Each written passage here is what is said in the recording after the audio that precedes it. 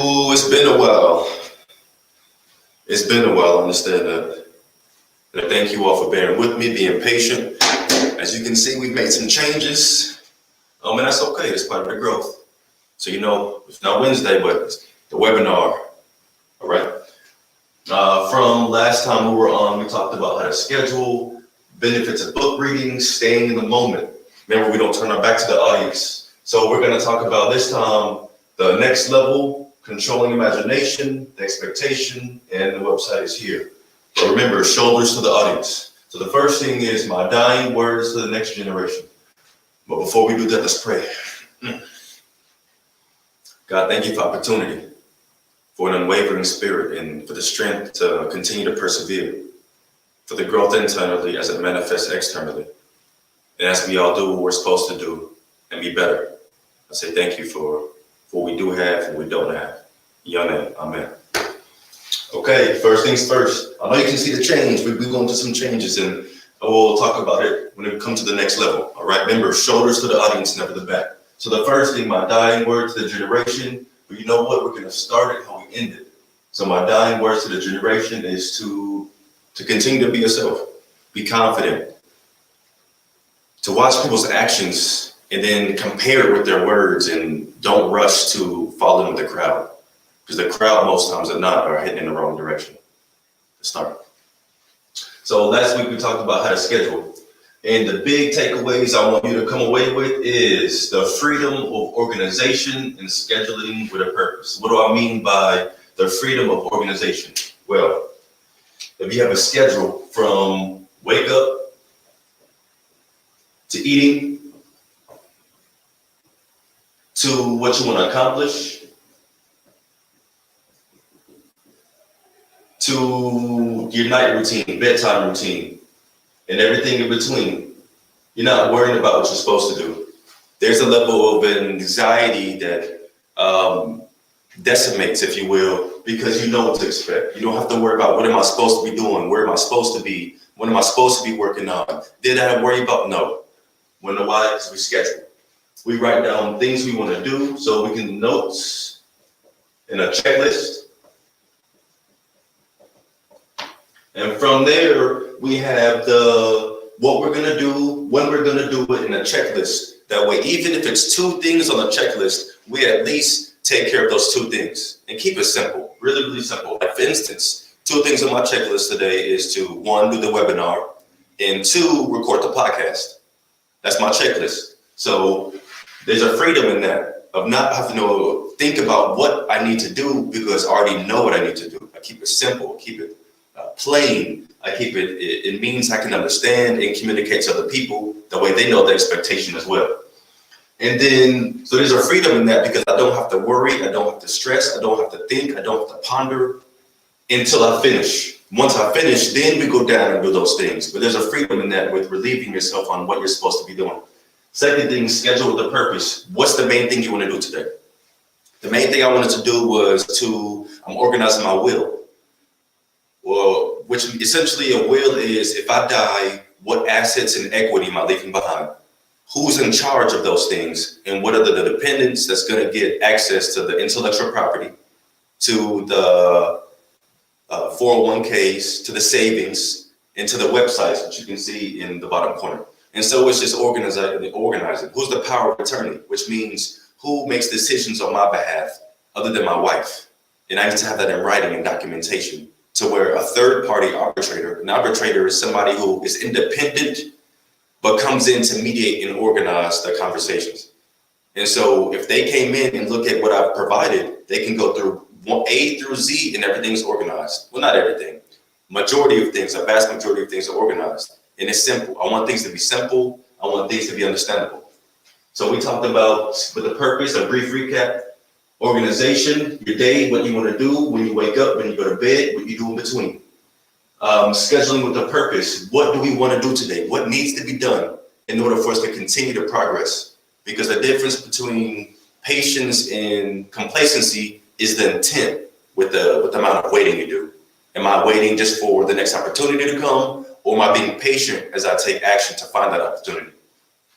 The next thing we talk about is the benefits of book reading. And this one I enjoy a lot. I enjoy all of these, but I really enjoy book reading because it introduces you to new material. In addition to, it allows you to sit in one spot. It allows you to focus on one thing. Yeah, thoughts are going to come in, but it allows you to be on one place in the moment. And I've often found that when I'm reading or doing something extremely productive, that voice always comes in to distract. Hey, you could be doing this, you could be doing that. Man, I know you don't even want to finish this book. But I'm noticing when I'm on things like YouTube or watching a movie, those thoughts don't come. So I use that as a coping skill and as a trigger for me. If those thoughts come in, I'm doing something historic. I'm doing something amazing that's going to benefit me, my community, and my family. So that thought lets me know I'm doing something right. So we talk about improving attention span and learning new things. Improving attention span. If you notice on social media, they even have short reels now because people's attention span is dwindling even more so. So instead of giving you a whole video, they'll give you a maybe 6-second, 20-second snippet. That way, if you like it, you can go do your independent research and find more on that topic. So, it's creative, it's ingenious in their behalf. But the biggest thing for me is be able to focus on one thing. I do like multitasking. Here's the reality of multitasking. If you're doing 3 things at once, you have 100% focus. If you want to spread it equally, each thing only gets 33.33% of your attention, of the quality, of the time and attention and energy. I'd rather just do 100% on one thing, get it done, then move on. I'm not saying right or wrong. I'm just embracing the reality of the numbers. And you can always split and allocate your resources differently. It just depends on what works for you as an individual. And that's where the schedule comes in. You know yourself better than you realize. It's just holding yourself accountable, not giving in to the emotions or the tempting voices that comes in when you're doing something amazing on a generational level. You understand? And so learning new things. And the reason I put learning new things up here is because it opens new conversation. I know for sure. For instance, the reason I know all these things is because I realized that I don't know them. And so I learned them. And now I do know them. It opens new conversation, a new icebreaker you can use when dealing with a client, something you can use to bridge that gap of uncertainty with someone else. I work with my paralegal and counseling essentially, and that's a big way to kind of minimize the intimidating atmosphere of those realms, which is criminal justice and mental health, is things I've learned new that I can open new conversations with. We can talk we can talk anime, we can talk astrology, we can talk physics. Where do you want to go with it? We can talk tennis, bowling. Where do you want to go? We can talk stocks, we can talk art, different things that allows me to connect with different people. That way I can manipulate and take it to where I need it to go. If I come in immediately and say, okay, what are your traumas? What's your traumas? Let's embrace it right now. People aren't very open and receptive to that. But if I say, for instance, these are my traumas, these are what I'm going through, and this is what I've learned when dealing with them and coping with them, then it kind of say, oh, well, I learned something similar like that too. And then also reading the situation, and in previous episodes, we talked about body language. So from the body language, the presentation, how someone is dressed, you can kind of depict that person's personality based on their presentation, based on their character, based on their costume. And so I pay attention to those things. Do they have certain shoes on? It kind of tells me they're athletic at some point. Are they more clean cut and suit and tie? That tells me they're more into fashion. They're more into making sure the belt matches the shoes matches the watch band. Remember that was in the previous episode. And so it's all about just reading, being aware, being in the moment, and using the tools that we learn to benefit both us and those around us. Because people, I'm learning this too as I get more mature and older, people really don't care what you know. They care about how you make them feel. I don't care about how I feel or how you feel, but they care. And if my goal is to really assist you and guide you and help you navigate to where you need to be, as well as myself, then I'm going to have to accommodate, if you will. That's just the reality. So we talked about opening new conversations. You never know where that conversation will get you. Networking is a really, really big tool. I don't like how influential it is. However, it's the reality. You can know a lot more than someone, but because of the relationship they have, you get access where they wouldn't, or it would take them longer to get it. Let's embrace the reality, okay? So staying in the moment. And another benefit of the attention span, really quick, I'm gonna add in, is you feel so much more composed. I'm learning people that suffer from anxiety, and oh, I gotta go, and there's so much thing on my mind. When's the last time you really sat down and read a book? Not an ebook, something tangible. It could be about anything you want. It could be on anxiety. When's the last time you sat down on one thing and read that book? 30 minutes a night at least. And I guarantee that anxiety will start to seep down, go down. It'll start to minimize because you're taking back control of the mind, of your energy, of the frantic things. Life is frantic. There's so much things going on. One thing at a time. All these things out here, it's not going anywhere. I guarantee you, it'll be here tomorrow. Focus on you. Focus on your immediate surroundings, your immediate family, and bettering yourself one page at a time.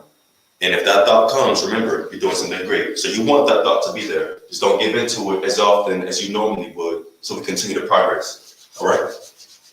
The third thing is staying in the moment, and that ties perfectly from the book reading. Staying in the moment, the significance of now, the significance of being here, the significance of me and you having this conversation. Whether you are listening 10 years from now, or right now, or 3 days from now, the reality is that we get better. I'm not doing it for the money. When the money comes, because it's gonna come, I'm too incredible, I'm too talented, and I'm too magnificent for it not to be here. That's not my focus. I'm gonna stay true to the intention, which is the content, which is the education. I'm not here to make you laugh, frankly. If you laugh, that's great. I'm not here to make you laugh. I'm here for you to get better, to get quality material, quality education, quality navigation. And as you learn, I learn. If I'm doing something wrong or information is incorrect, hold me accountable. I don't mind. But I've been doing this for about, 10 weeks now, and no one has reached out or said anything. So that tells me I'm doing something I need to. The significance of now being in the present, and that's really important when it comes to your community work, when it comes to dealing with other human beings like children. It's really important to put all those things away, the phone, the work, push it off the table and stay in the moment right now with that person. It's me and you here. I'm asking you questions. I'm letting you talk. I'm here to listen. And then when I listen, I'm saying, oh, okay, this is what I heard you say. I'm confirming what you said. So we both know we're on the same page. And then being more present. How to be more present? I mean, essentially just take everything off the table. If you are on your deathbed, you wouldn't worry about if you got a certain amount of work done. Maybe you would, maybe you wouldn't. I know I wouldn't. I would worry about what I'm leaving my family behind in my will. I would worry about the work that I've done in the past, not what I didn't do, what I did do. I'm going to stay more positive on the realistic standpoint, because there's nothing I can do to something I didn't do. That's gone, that's done, it's a figment of my imagination.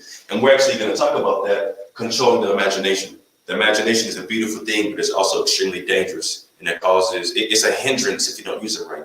Kind of like if you use a fork to eat cereal. You can, it's just not quite designed that way. It's possible, it's just not quite designed to be the most effective. Use a spoon. So that's all we're doing, is using a spoon. You can use a fork if you want to. If I'm eating cereal, I'm gonna use a spoon, all right? So being more present is just being here and now, putting everything off to the side, living like you're on your deathbed. Whatever you prioritize when you're dying, if you had 30 seconds more to live, what would you think about? What would you ponder? What would you prioritize? I want my kids, my family around me. I would want to just be in the moment and just sit back and relax. I'm not going to stress out what I didn't do. I'm going to smile and remember what I did do. From the book, the film, from the soundtrack, from the mixtapes I've made, from the webinars and lecture series I've done, from the amount of years I've dedicated myself toward both community work and toward my teaching, educating, and youth services too, when it comes to shelters. When it comes to my resume, which is extensive and incredible, because I've dedicated myself to that, I would smile and learning and acknowledging and realizing that I'm leaving an incredible legacy behind. And maybe 10 years from now, they'll see it. 20 years from now, they'll see it. Maybe they'll never see it. I'm okay with that. As long as I see it, God and my ancestors see it. And then keeping that intentional, the next generation will see it too. All right. So this is what we covered last week. I had a little technical issue, not little. I had a technical issue where I thought it was unmuted, and then I found out at the very end it wasn't. And I accept accountability for that, and I'll be better.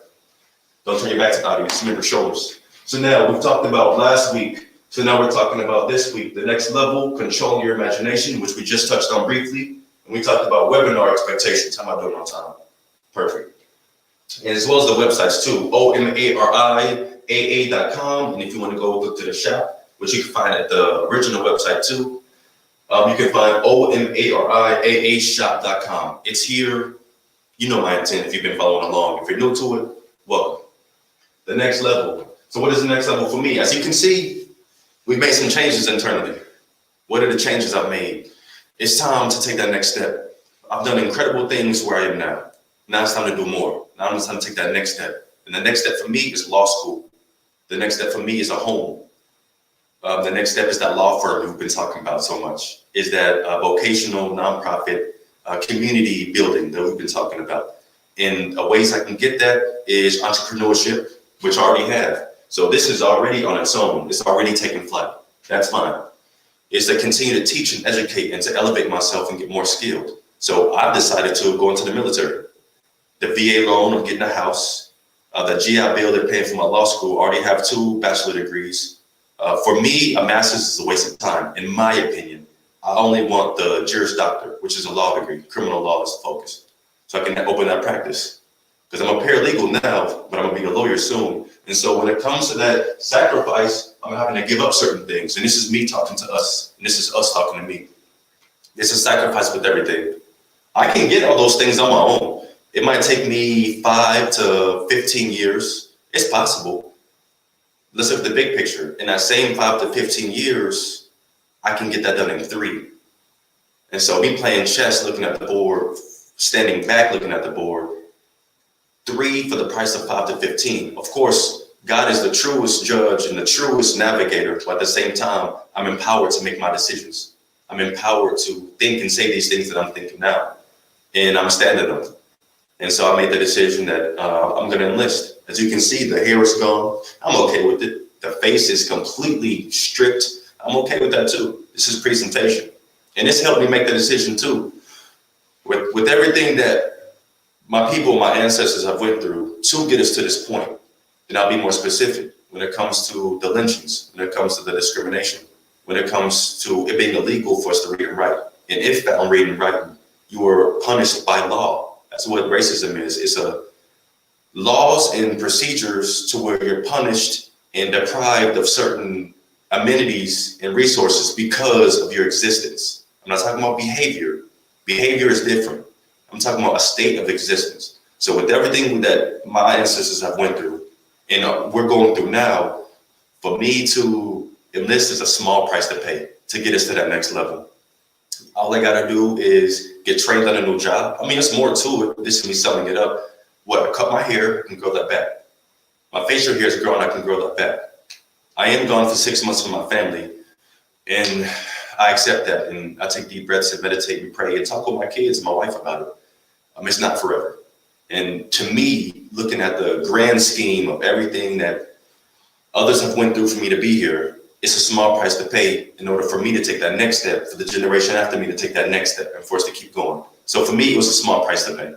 Others have different opinions about it, and no one's right or wrong. It's just what you're willing to stand and die on as an individual. And this is what I'm willing to stand and die on. So the decision is done. So I won't see you all for a while, about 6 months. I'll tell you this, if you don't see me again, that means I'm dead. In the event you do see me again, that means we're taking our next step and we are where we need to be. All right, let's be in the moment. Like we talked about, let's be present and let's be in the significance of now. We're here together now, let's enjoy this. The next thing is, the trajectory, we talked about that. You know what we're doing. We have the podcast. We have and I'm gonna pick that up when I get back, in the event I get back. We have the podcast. We have the webinar, which is what we're doing now. We have the entertainment company, which is essentially me educating people with a beat under it, or in the form of a book, or in the form of a film, or eventually in the form of a board game or a children's book. It's everything that I'm doing behind the scenes in a more presentable fashion, more glitz and glamour for society. Like I'm talking to you now. Some people don't like to be talked to like this. So you know what I've done?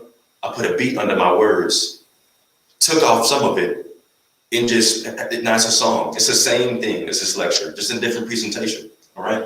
So look at the website. My intent is my intent. You know where to find it. Controlling the imagination. This is a big one when it comes to thinking ahead. And it's healthy to think of, if this happens, like I play chess adamantly. So if I make this decision, this is most likely going to happen. Versus if I make this one and then this one, okay, then the consequence is this one, but opens up this lane. And so that's great, but you got to learn to eventually cut that off. Okay, I'm doing it productively, embracing the reality. Because if I drop this, it will fall. That's not negative or positive, that's reality. You know, if I stuff myself and eat too much and gorge myself, there are ramifications for that decision. I'm not saying right or wrong, I'm saying reality. Let's take the emotion off of it, the social status off of it, and let's embrace the reality of the situation, okay? And so to make sure that when we start to get dark with our thoughts, we have that threshold. Like me, when my thoughts start to get too violent, I know my imagination is starting to seep out of control. Like something that's helped me is I don't watch horror movies like that because it puts certain thoughts in. That's me being sensitive. The movie isn't the problem, I'm the problem. But I know if I engage with that movie too much, then I start to hear things, I start to see things, and I react certain ways that aren't the most caring and loving, because now I'm on edge and I'm ready to get violent myself because something's there and I have children. And so I'm not as loving, as caring, and as patient. And I get a little frantic too, because if you want me in mind, you have to beat me to death. And this is me communicating holistically with respect to you. And that's why certain things I got to stay away from. And timing, imagination is an incredible thing. What I love about the imagination is what you can create. For instance, I imagined being here right now with this webinar. And so I took steps, playing chess, and it manifested. This is what I love about the imagination. I imagined where I will be in 5 years from now. Remember, we talked about that in the previous episode. We talked about where do I want to be in 5 years and what am I doing now to get there? Well, this is what I'm doing now. This is what I'm doing now. And being here with you right now in the moment is what I'm doing now. Boundaries and creativity is making sure we're intentional with our imagination. If you're dwelling off and you start to find yourself just drifting, snap back. Me, I gotta snap out of it and come back, because I'll go way out there into the cosmos and then come back. And sometimes I'll forget where I even started. What was the purpose of it? Because I drifted off a little too far. While at the same time, I found some really quality things out there in the cosmos with my thoughts. And I brought them back. I hooked myself to it and brought it back to me. So it just depends on you as an individual. Some people's spirits are not as strong, or they're not as in tune with it to go out there and come back with fruit. So maybe don't drift off too far. Maybe have that, anchors yourself to a building and give yourself maybe 200 miles of leash. And once you feel that pull, it's time to come back. Because if I lose, then I might not be able to get as much quality information back. Okay, it's all about bringing the bread back. It's all about bringing the resources back. If you go out and hunt for 10 days and bring no food back, you might have learned anything, but what of sustenance did you bring back for your family to eat? Because your family can't eat dreams. They need sustenance that's tangible. Okay, let's embrace the reality. And so the next thing is the expectations. Present, future, lessons learned. Well, essentially, the present and future, this is the last episode for a while. And so I wanted to cover from last week, where the technical issues because of my decisions and not being organized and attention to detail. And then an update for you, because it's been a while since we've been together. I've been behind the scenes kind of manifesting and organizing myself. And so do I apologize for it? No, because I do it again.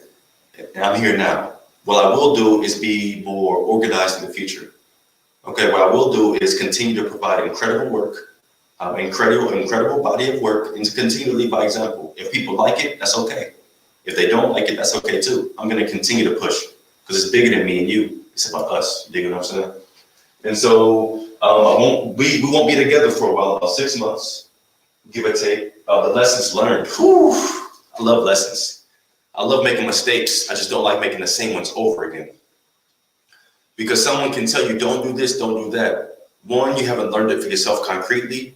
And then it depends on the mistake too. And two, their mistake, you might be able to push through that threshold. Maybe they weren't built well enough or organized well enough or creative enough to find a way to navigate and manifest that.